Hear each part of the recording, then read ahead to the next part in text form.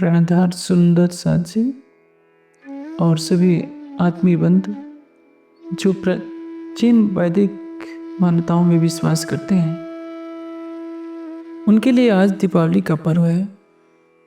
दीपावली का अर्थ होता है दीपकों की पक्ति। इसी को दीपमालिका कहते हैं। एक दीपक क्या करता है? अपने समान एक दूसरे दीपक को तैयार करता है। इसलिए संतवाणी में एक वाक्य कहा जाता है, तुम सतगुरु दीपक भय क्यों जो आप समान।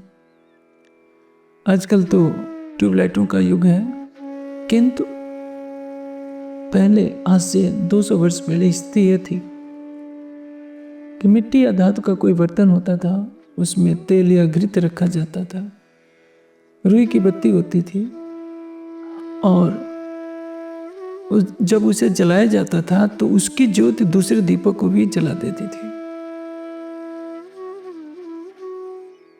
यह आध्यात्मिक जगत में यह कहा जाता है कि तन दीपक मन ज्योति करूं, शरीर को दीपक रूपी बर्तन बनाऊं, मन में ज्ञान की ज्योति भरूं, प्रेम घृत लौ लाए और प्रेम का घृत उसमें डालूं, तो इसका परिणाम क्या होगा? वो वास्तविक एक ज्ञान का ऐसा प्रज्वलित दीपक जलता था जो अपने जैसे अनंत दीपकों को पैदा करने की सामर्थ्य रखता था। जब तक ये आदर्श हमारी संस्कृति में चलता रहा, तब तक ज्ञान विज्ञान की ज्योति यहाँ जलती रही। जब इसका लोप हो गया तो भारतवर्ष पतन के कगार पर पहुंच गया। विगत 1000 वर्षों में हमने देखा है कि हमारा देश किस तरह से पददलित हुआ और इसके पीछे क्या था मूल कारण। यदि वैदिक ज्ञान का प्रकाश होता रहता तो संभवतः ये बुरे दिन हमें देखने नहीं पड़ते और ये अखंड भारत खंड खंड में नहीं बटा होता। हमारी संस्कृत का उद्घोष है, सतहस्त समाहार सहस्त्र हस्त संकीर। 100 हाथों से ज्ञान को बटोरिए और 1000 हाथों से लुटाइए। हमारी ग्रहण करने की जितनी क्षमता है उससे 10 गुनी क्षमता हमें इसको प्रसारित करने में होनी चाहिए। इसलिए नित्य का एक श्लोक कहता है कि अपर्वा को सोयम विद्यते तो भारत बे तो वृद्धम अयात क्षयम अयात संचयात। हे विद्या, ये तुम्हारा यह धन कितना विचित्र है कि जितना इसको खर्च किया जाता है उतना ही बढ़ता है और जब इसको छिपाने का प्रयास किया जाता है तो घटने लगता है। यही हुआ हमारे साथ।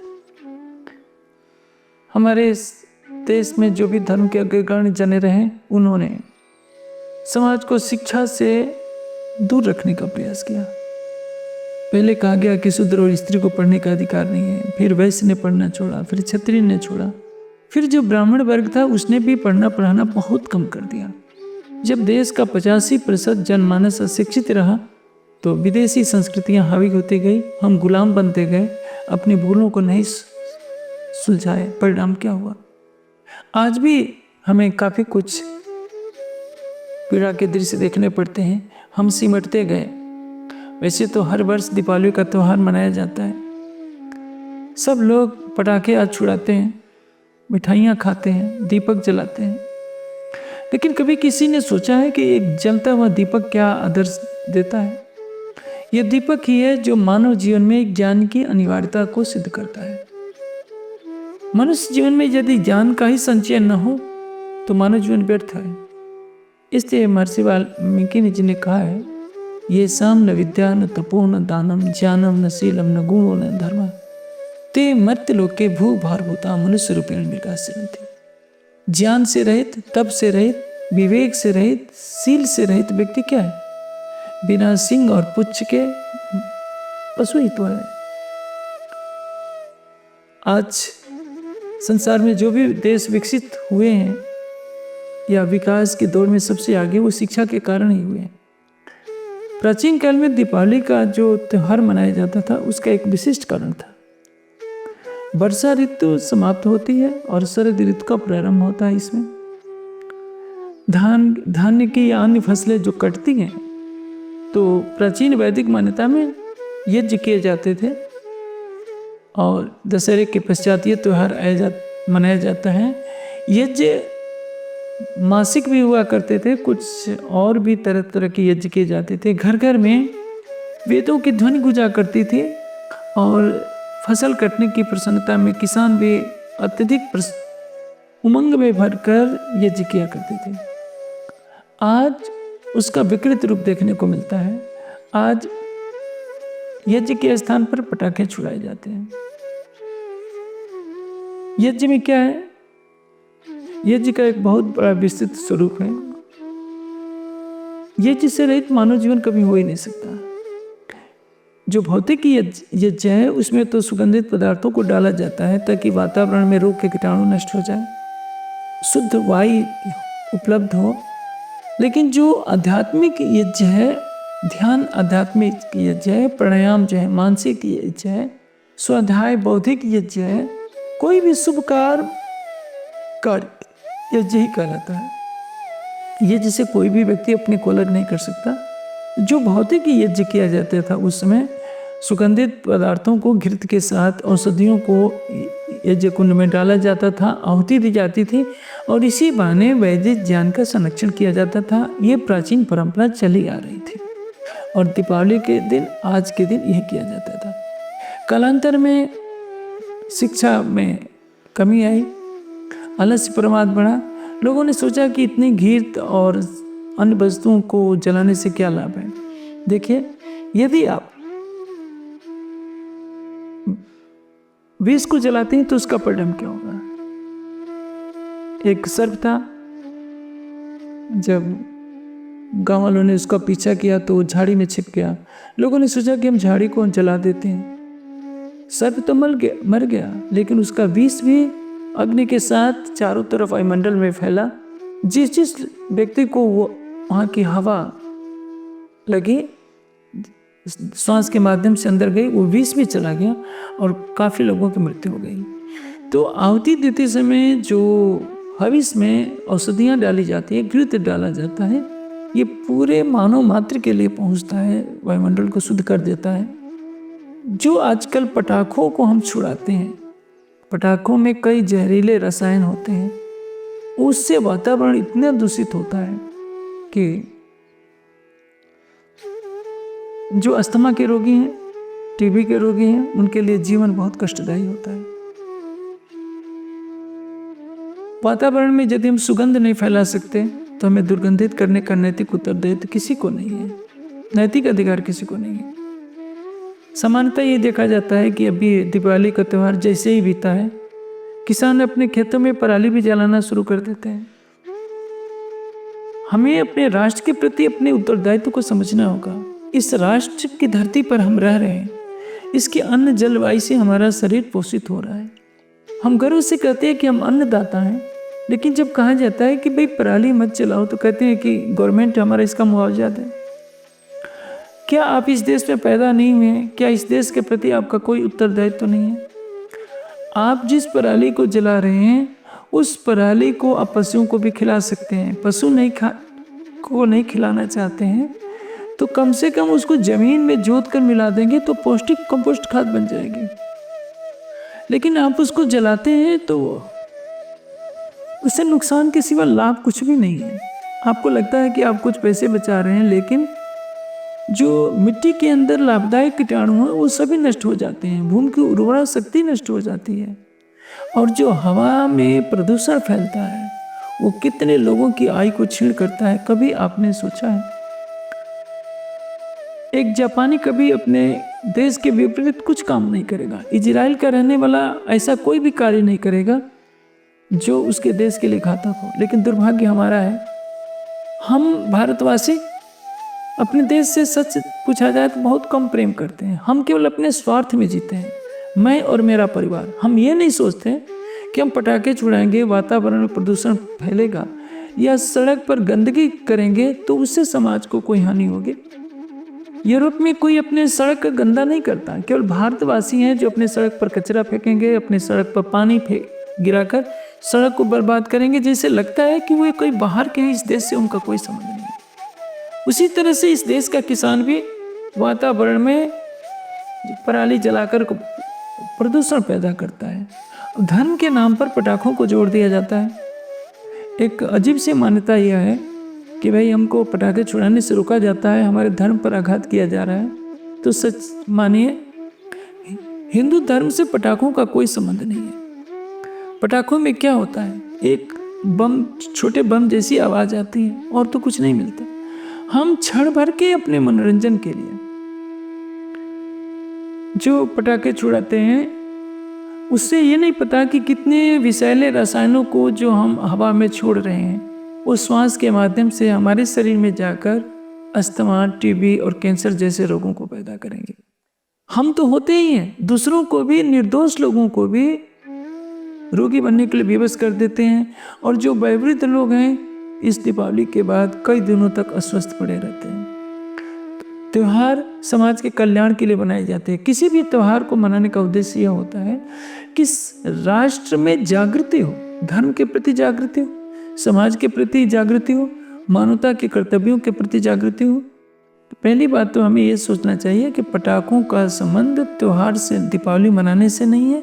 अभी तो दीपावली में जो यज्ञ करके वातावरण को शुद्ध करने की परंपरा थी, उसके विपरीत ही आचरण किया जा रहा है। दूसरी जो बुराई चल पड़ी है, दीपावली के समय लोग जुआ खेलते हैं। महाभारत को सबने देखा है सीरियल के रूप में, और महाभारत ग्रंथ को भी पढ़ते हैं।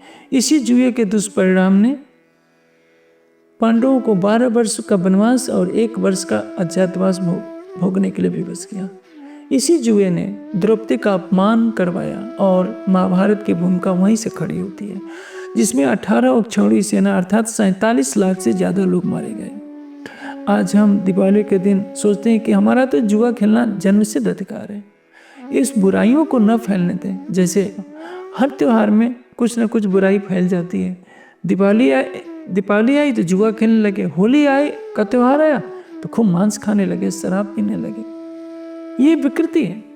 अभी दशहरा बीता, दशहरे के त्योहार पर न जाने कितने लाखों पशुओं को बलि दे दी गई होगी जगत माता को खुश करने के लिए। जगत माता अपने ही बच्चों का रक्तपान क्यों करेगी? वो तो जगत माता है, सबके लिए कल्याण की बात सोचने वाली है। जब शंकराचार्य जी कहते हैं कि कुपुत्र जाए तो क्वचित अपि माता को माता न भवत, पुत्र कुपुत्र हो सकता है, माता को माता नहीं हो सकती। तो हमारा भी नैतिक उत्तरदायित्व है कि हमारा कोई भी कार्य ऐसा नहीं होना चाहिए जो हमारे राष्ट्र के लिए, समाज के लिए हानिकारक हो और मानव जाति के लिए हानिकारक हो। वातावरण को शुद्ध करना हमारा प्रथम कर्तव्य है। अच्छा होता दीपावली के दिन सभी देशवासी एक एक पौधा लगाते। संभव है जलवायु के कारण कुछ पौधे नहीं भी लग पाए, लेकिन कुछ सृजनात्मक कार्य होना चाहिए।